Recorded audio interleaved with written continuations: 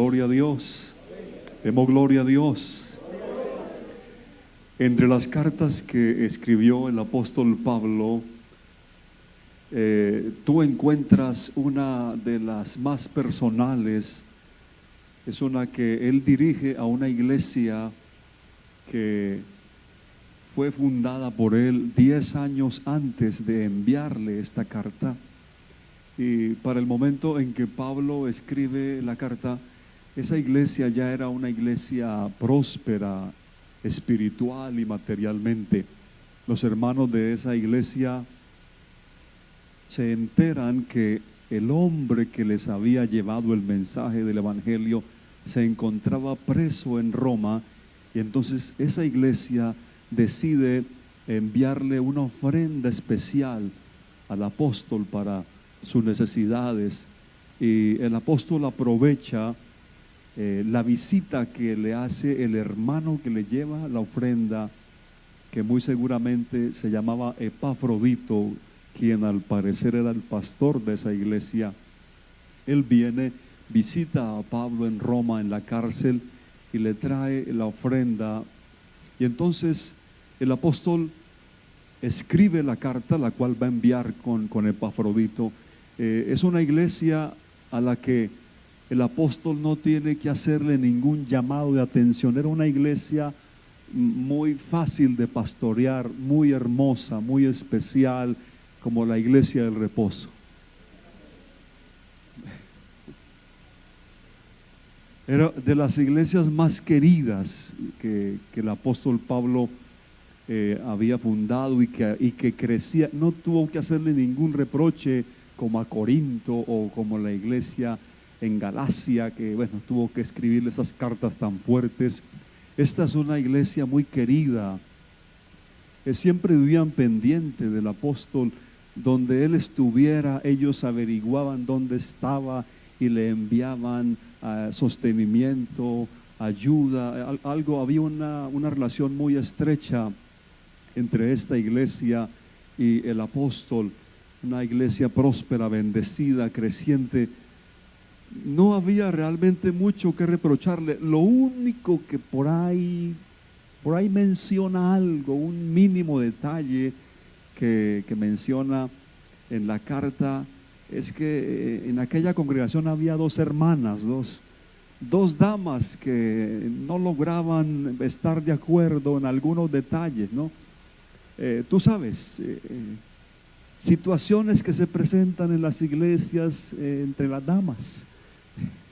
Y dice aquí, no era nada grave tampoco, no era nada como para que la iglesia se dividiera, ni mucho menos, pero era cuestión de ponerse de acuerdo. Estas dos damas, no debía prosperar ese desacuerdo. Me imagino yo que eran como dos líderes en la congregación, que tal vez programaron al mismo tiempo una actividad y se cruzaron, en fin, cosas de esas que suelen suceder en las congregaciones.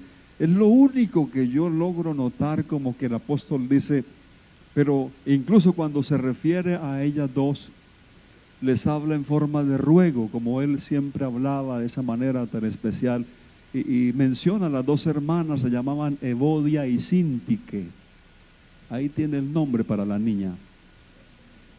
Ruego a Evodia y a Síntique que sean de un mismo sentir en el Señor. Eso es como el punto más grave que yo encuentro en aquella congregación. Otra versión dice, ruego a Evodia y también a Síntique que se pongan de acuerdo como hermanas en el Señor. Y otra más dice, le ruego a Evodia y a Síntique que se pongan de acuerdo, pues las dos son cristianas. Qué bueno es ponernos de acuerdo, ¿verdad? La Biblia dice, si dos se pusieren de acuerdo para pedir algo, les será hecho. Oiga, y aquí están pidiendo a dos damas que se pongan de acuerdo, hermanos. Si las damas se ponen de acuerdo, eso hacen temblar al mismo infierno. Bueno, comience por creerlo. Es importante, bueno, pero ¿de qué carta estoy hablando? ¿De carta a cuál iglesia? Ya les di unas pistas. Tiene 4 capítulos. Nombra a Evodia, a Síntique, a Epafrodito. Ay, ay, ay. La iglesia que él fundó en la ciudad de Filipos. Ah, claro, pastor, ahí está. La carta a los, ¿cómo se les denominaba a los que vivían en Filipos? Filipenses. Le estoy haciendo esto de manera de introducción porque quiero que miremos bajo qué circunstancia fue fundada esta iglesia a la que Pablo le escribe esta carta 10 años después de fundada. Y es interesante que si hubiese dependido del apóstol y sus compañeros de misiones, esta iglesia no se hubiese fundado. La iglesia en Filipos. Tuvo que intervenir Dios mismo para que se llevara a cabo la apertura de la obra en la iglesia o allí en la ciudad de Filipos. Usted sabe que el libro de los Hechos registra algunos de los momentos en que se fundaron estas congregaciones, y aparece registrado en el libro de los Hechos la forma en que se fundó la iglesia allí en la ciudad de Filipos. Cada iglesia que se funda, cada congregación que se abre, tiene una historia, un comienzo, como lo tiene aquí la iglesia en el reposo y en todo lugar. Pues allí en Filipos hubo esta historia. Hechos capítulo 16, verso 6, dice la escritura. Hechos 16, verso 6, dice: y atravesando Frigia y la provincia de Galacia, les fue prohibido por el Espíritu Santo hablar la palabra en Asia. Y cuando llegaron a Misia, intentaron ir a Bitinia, pero el Espíritu no se lo permitió. Era el segundo viaje misionero del apóstol. Por ese corazón misionero que caracterizaba a Pablo, él consideraba su deber evangelizar todos los lugares posibles. Para él no había lugares cerrados ni fronteras cerradas, sino que él era llevado por ese ímpetu misionero. Pero note aquí que en 2 ocasiones el Espíritu de Dios les impide que vayan a determinados lugares. ¿Cuál era el objetivo de Pablo? Ir a Asia. ¿Y a qué? A predicar, a fundar una obra. Pero el Señor le dijo: no, Asia no. Bueno, muy bien, Dios dijo que no. Entonces nos vamos para Misia, otro lugar por allí. Pero el Espíritu Santo vuelve y le dice: no, hacia aquel lugar no. Filipos no estaba en los planes de Pablo. Filipo no estaba, por lo menos no estaba ahorita en la agenda misionera de él. Por eso les digo que si hubiese dependido de ellos, esta obra en Filipos no se hubiese abierto. Ellos dijeron: no, para Asia. Dios dice: Asia no, Misia, allí tampoco. Entonces, hay un impedimento por parte del Espíritu de Dios. No sabemos exactamente por qué Dios no les permitió ir a esos lugares. Si nosotros hubiésemos llegado justo allá donde se encontraba el apóstol,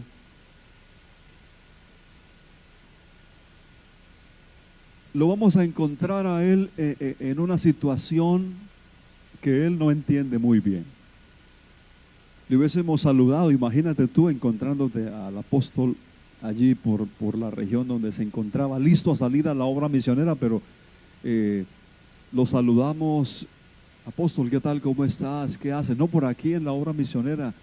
Qué bien, qué bien. ¿Y hacia dónde se dirige la misión? No, no sabemos. No, pero espérate, tú eres el apóstol Pablo.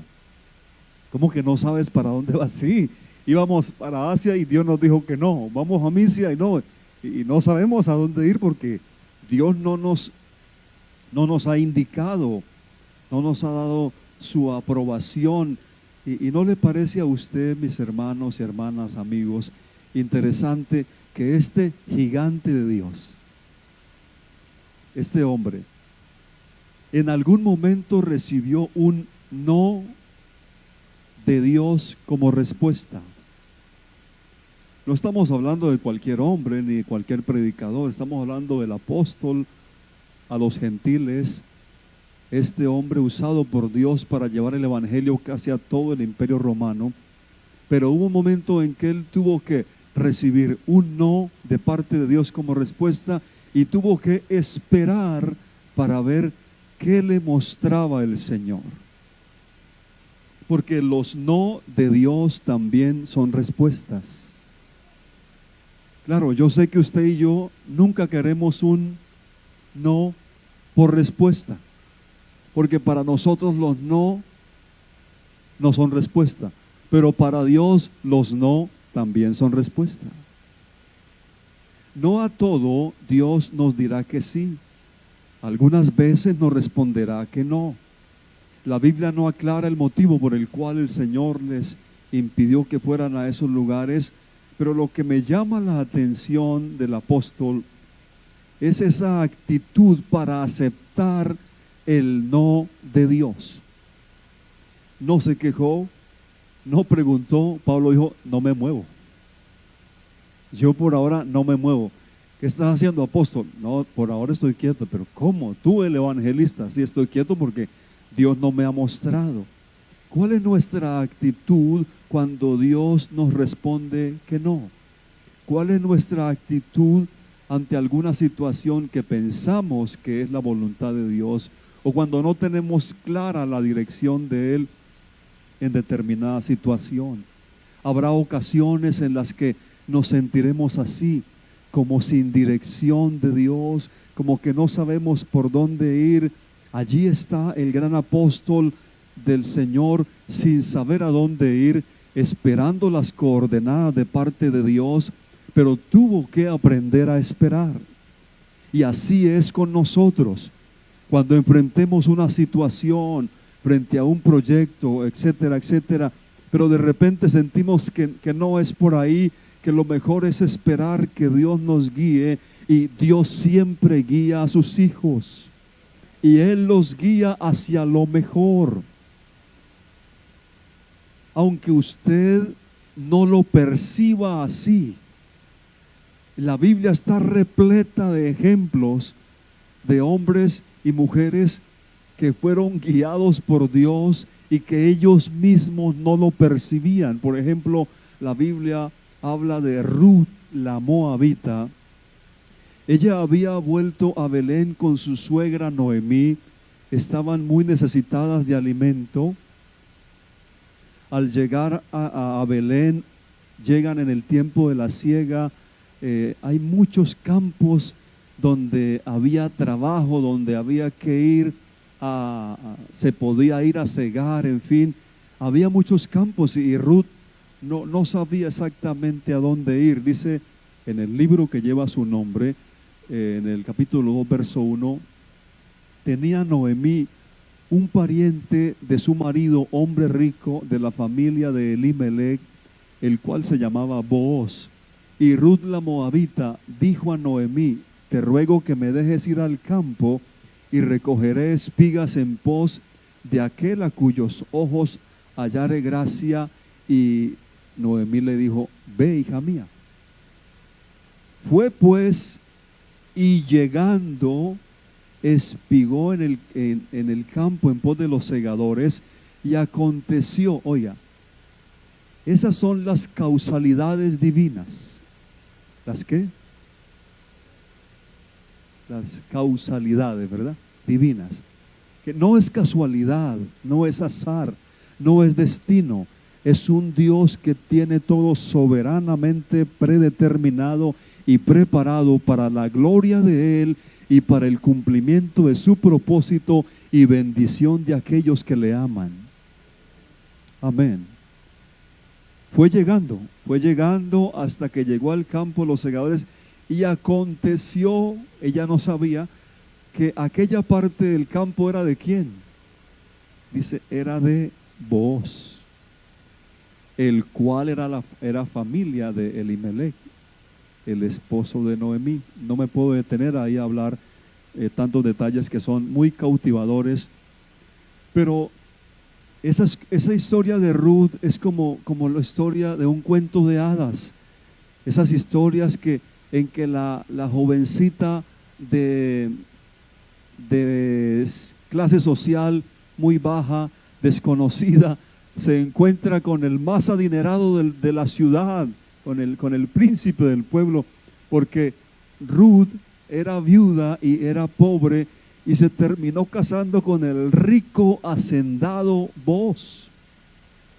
Y Dios movió una cantidad de cosas y de esa unión de Ruth con Booz nace Obed. Y usted sabe quién fue Obed.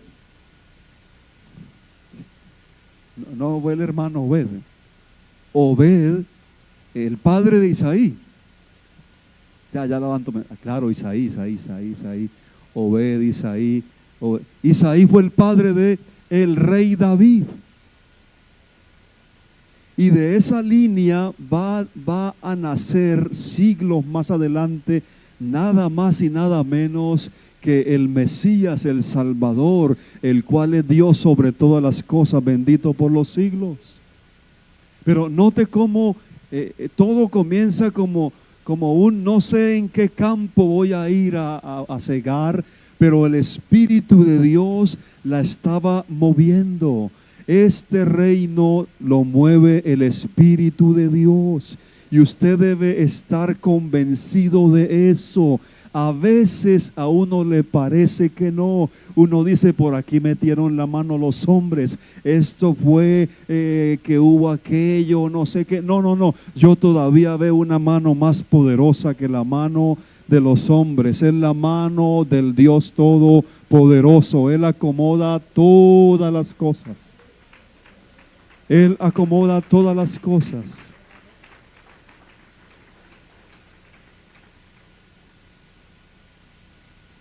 Amén. Vamos bien hasta ahí. Tomé este divino desvío hacia Ruth para mostrar lo que está sucediendo con Pablo. Por aquí no. Entonces esperemos. Cuando tú aprendes a esperar en Dios, Dios te da las coordenadas exactas. Estoy diciendo que cuando tú esperas en Dios, Dios es glorificado en tu vida. Y las personas a veces de primer momento no percibían que Dios las estaba dirigiendo, pero Dios sigue siendo el mismo.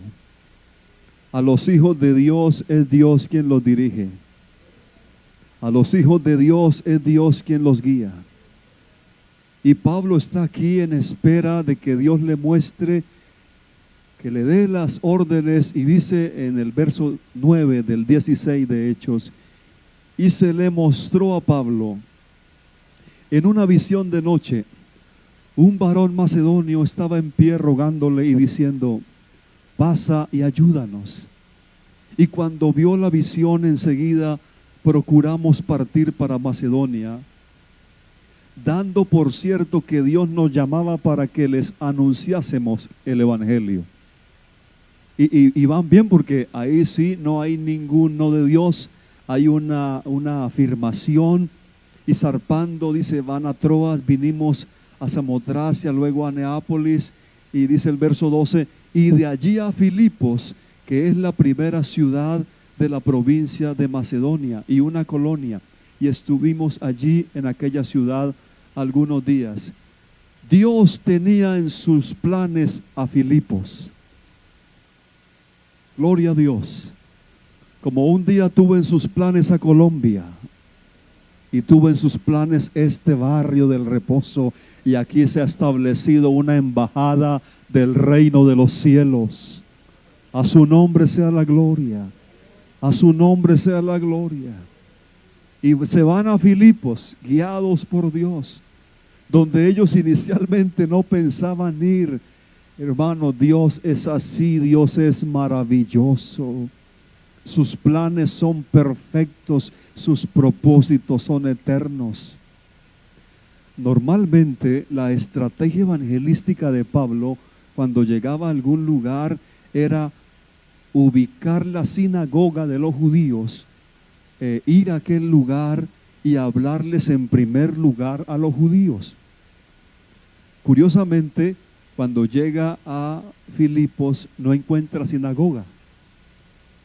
Verso 13, y un día de reposo salimos fuera de la puerta junto al río, donde solía hacerse la oración, y sentándonos hablamos a las mujeres que allí se habían reunido. Según la tradición judía, en toda ciudad donde hubiese al menos 10 hombres judíos, debían formar una sinagoga.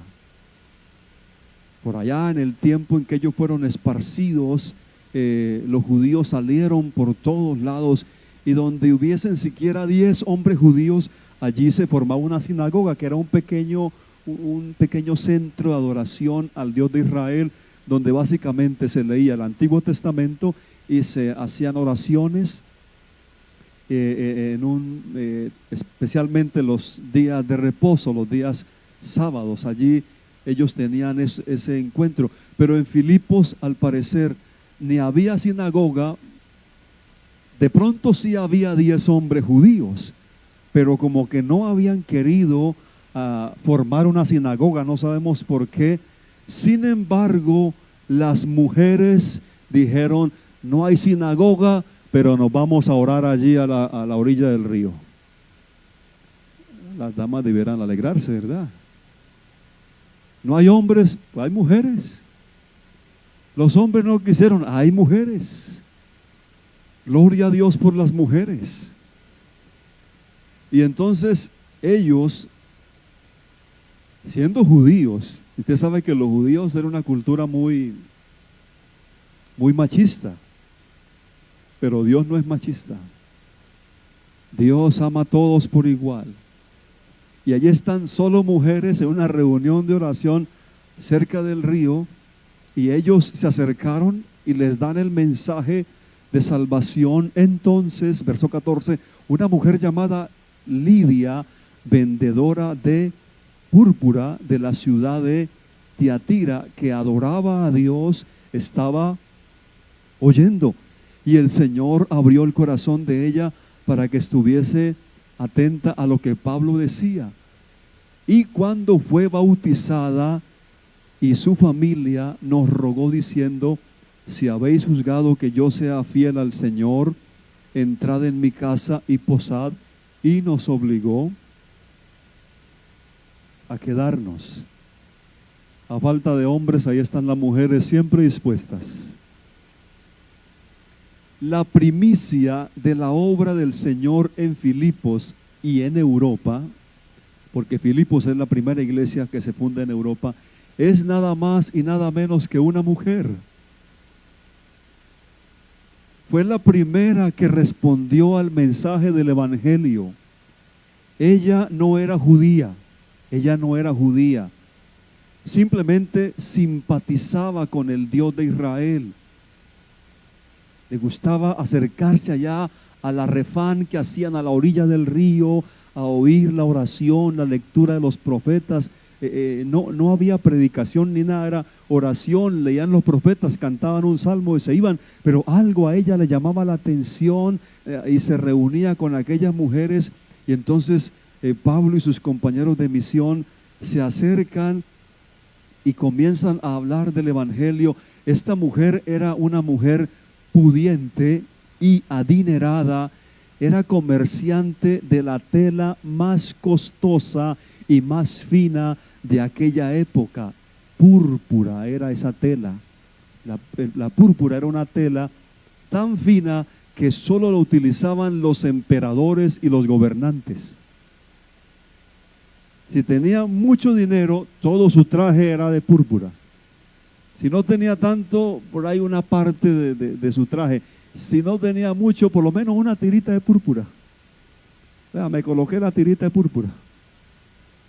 Y si no tenía mucho ni nada, pues no había púrpura por allí.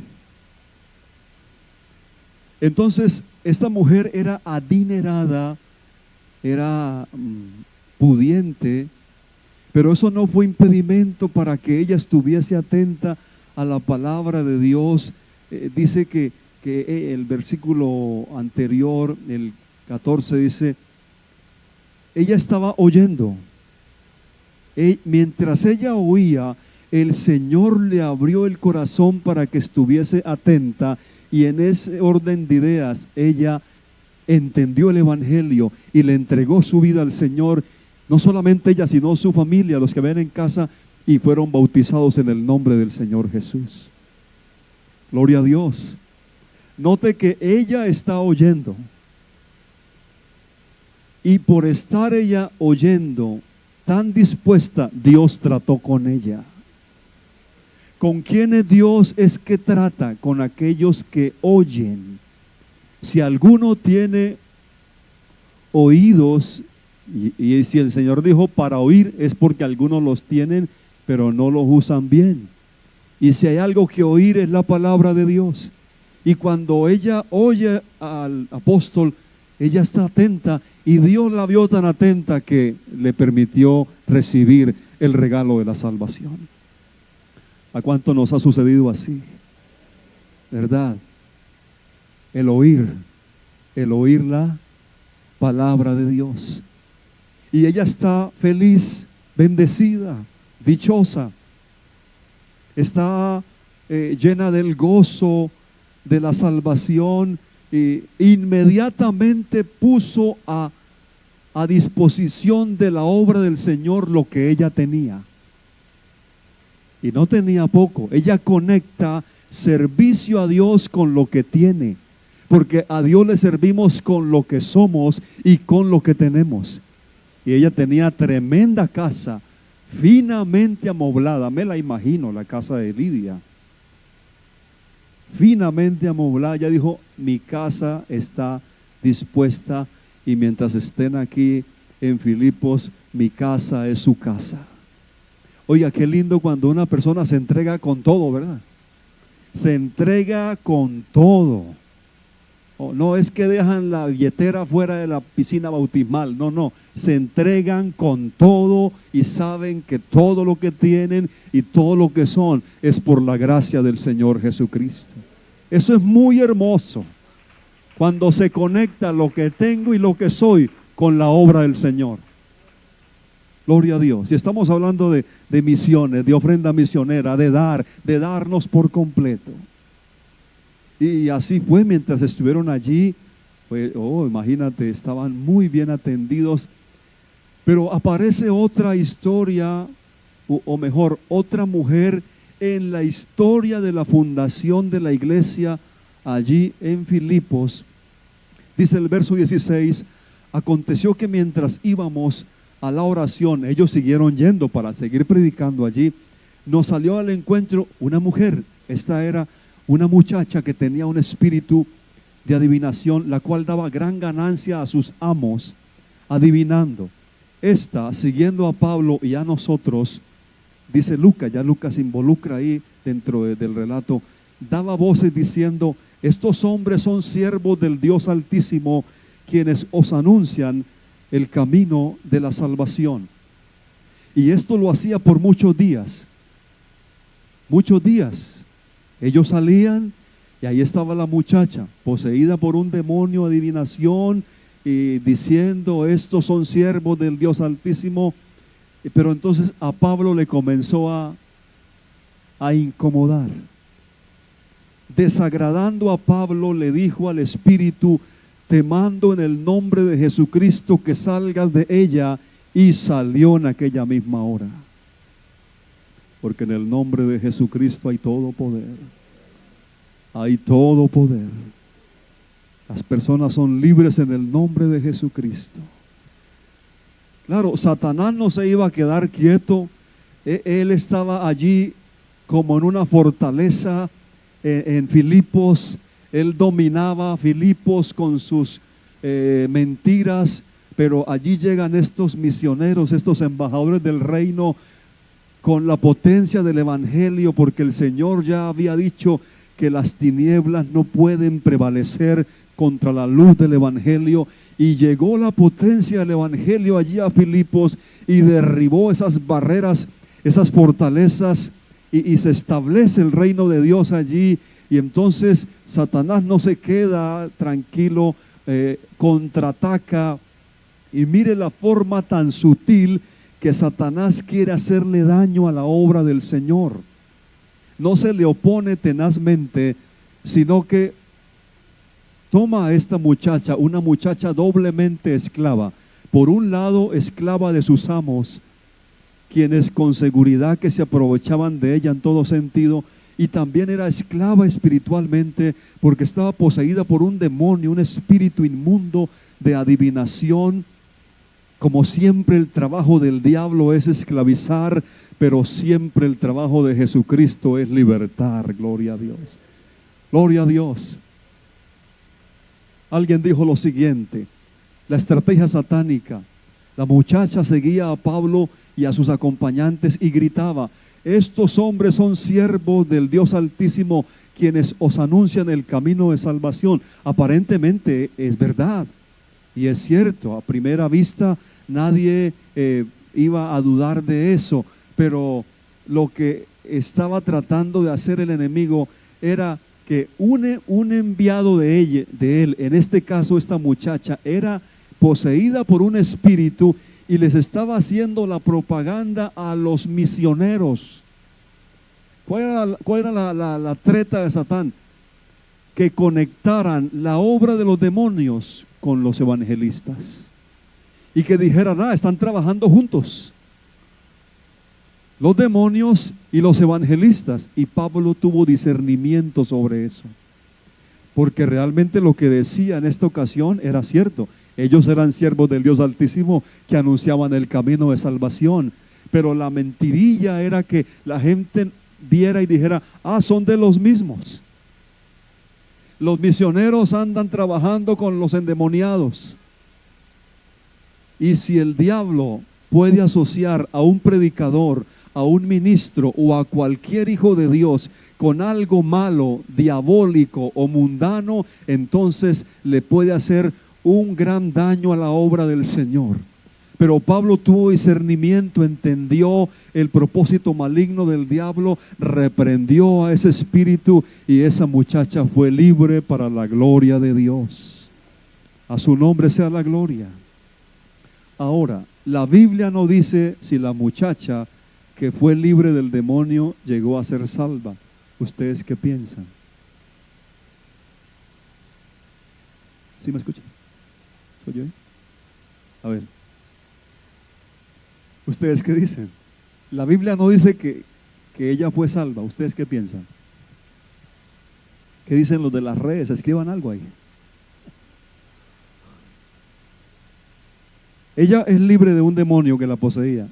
¿Sería salva? ¿También sería bautizada en el nombre de Jesús? No lo dice la Biblia. Personalmente creo que sí. ¿Sí? Y si no, en el cielo le preguntamos. Personalmente creo que sí, porque después de ser libre del poder de los demonios, ¿a quién se le va a ocurrir seguir así como tan campante por el mundo? Alguien tiene que ocupar ese cuerpo y ese corazón. ¿Y quién mejor que el Señor Jesucristo que ocupe el corazón de esa persona, verdad? Gloria a Dios. Entonces, personalmente creo que es un pensamiento personal, no quiero formar polémica por eso, pero pienso que ella fue salva y que también formó parte de la iglesia allí en Filipos. Si fue así, entonces ya ella forma parte, otro creyente para la obra del Señor en Filipos.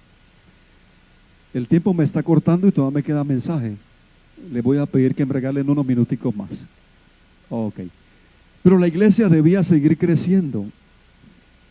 Y en el relato que sigue es donde vemos de una forma muy real que Dios puede usar cualquier situación para su gloria y para la salvación de las personas que uno menos se imagina.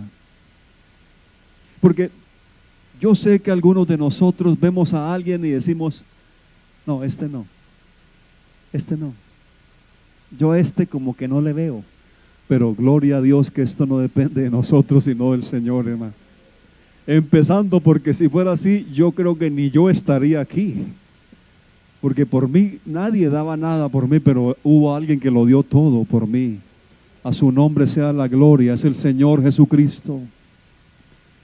Entonces, como resultado de la liberación de la muchacha, se desencadenó un conflicto que llevó a los apóstoles, a Pablo y Silas, a ser falsamente acusados y a ser azotados con vara, y fueron también llevados a la cárcel. Dice en el verso 23, estoy en Hechos 16, después de haberles azotado mucho, les echaron en la cárcel. Mandaron al carcelero que los guardase con seguridad. Hasta ahí lo mandaron. No le mandaron más. Pero ¿qué hizo él? Él, recibido este mandato, los metió en el calabozo de más adentro. ¿Y qué más hizo? Les aseguró los pies en el cepo. Esto me da a entender que este carcelero era terrible. Esto me da a entender que la cara del carcelero no era así tan agradable como la cara de algunos de nosotros. Me da a entender que el carcelero era un torturador, que era un hombre cruel y despiadado. Me da a entender eso, que estos hombres no eran asesinos. Es más adelante se va a enterar que son ciudadanos romanos, que eso ya conlleva otras cosas. De tal manera que eran predicadores, pero él los trata como los hombres de la peor calaña, y el hombre los asegura ya y se desentiende de ellos, se va a dormir. La cárcel está repleta de presos. Sin embargo, estos dos últimos que entraron eran presos diferentes, porque en una cárcel normalmente lo que hay es maldiciones y gritos y cosas horribles, pero estos dos presos realmente tienen corazones y espíritus libres, remontados a las alturas, y en vez de ponerse a quejarse o a decir me duele la espalda, comienzan a adorar y a cantar al Dios Todopoderoso. Y los demás presos se quedaron cautivados, se quedaron extasiados oyendo esos cantos, esas oraciones, que por cierto era medianoche cuando se estaba haciendo esto, pero había una presencia de Dios tan sublime allí que se manifestaba. Tú sabes lo que sucede cuando la presencia de Dios se manifiesta, cautiva al que sea. Cautiva la atención, nos llena de un santo temor. Estamos allí impactados con esa presencia, y están ellos cantando allí y los presos los oían. De repente hubo un terremoto, dice la escritura, que hizo que las cadenas de todos estaban encadenados, se cayeron, las puertas de las celdas se abrieron de par en par, pero ninguno de los presos salió corriendo, ninguno se movió. Todos estaban inmóviles, porque todo era un plan del Dios del cielo. Él sabía que iba a hacer algo maravilloso. Y yo creo que Pablo también, conociendo a Dios como lo conocía, él dijo, vamos a cantar porque esto se va a componer aquí, Silas. Gloria a Dios. ¿Quién fue el único que entró en pánico? El carcelero. Él no estaba oyendo los cantos, estaba por ahí durmiendo, lo despertó, fue el terremoto. Y cuando caen las cadenas y se abren las celdas, él estaba desentendido. La cuestión era un hombre duro, tosco, ordinario, insensible, está torturador, está allí. Pero él entra en pánico. El único que no fue cautivado por la presencia de Dios entró en pánico. Anótela por ahí, me la pasa después, está buena. El único que entró en pánico fue aquel que no fue cautivado por la presencia de Dios. Y entonces, ¿qué hizo? El hombre sacó la espada para matarse. ¿Por qué? Porque normalmente un militar romano, cuando se le escapaba un preso, el militar pagaba la sentencia del preso que se le había ido. Es decir, si el preso que se escapaba estaba sentenciado a muerte, ¿quién moría?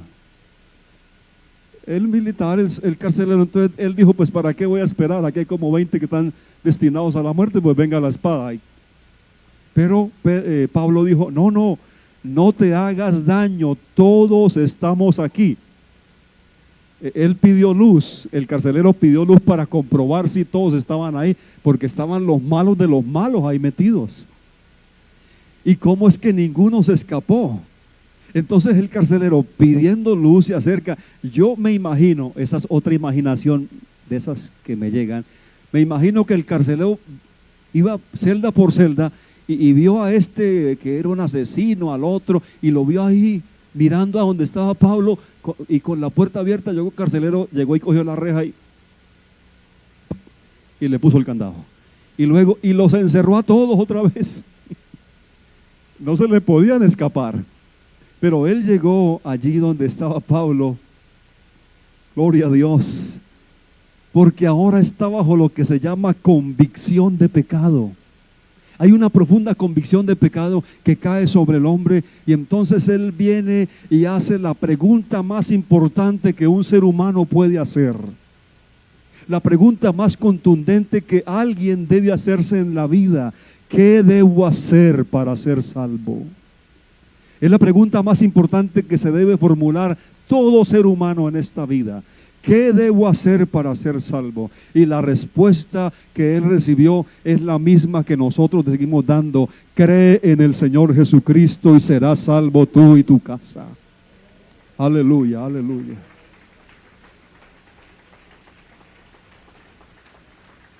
Gloria a Dios, gloria a Dios. No voy a enfatizar en el terremoto y en los demás elementos que ya los hemos predicado, pero lo que sucede aquí, mis amados, es que Dios ama a la gente. Dios ama a las personas. Lo único que va a entrar al cielo de este planeta es la gente, nada más. Todo se quedará aquí. Por eso aquí estriba el mensaje del Evangelio, en que Dios, siendo eterno, espíritu e invisible, tomó un cuerpo de carne para poder realizar nuestra redención, para que todo aquel que en Él cree no se pierda, sino que tenga la vida eterna. Gloria a Dios. De tal manera que Dios ama a la gente. No importa cómo sean, no importa la calaña que sean, la cara que tengan, no. Este burdo y ordinario carcelero, Él lo amó como nos ama a nosotros, como ha amado a todo mundo. Y Él hará lo que tenga que hacer con tal de salvar a alguien. Mire todo lo que hizo Dios para salvar a este hombre. ¿Qué hizo? ¿Qué permitió Dios? Que se manifestara un demonio allí. ¿Qué permitió? Que acusaran falsamente a sus siervos. ¿Qué más permitió?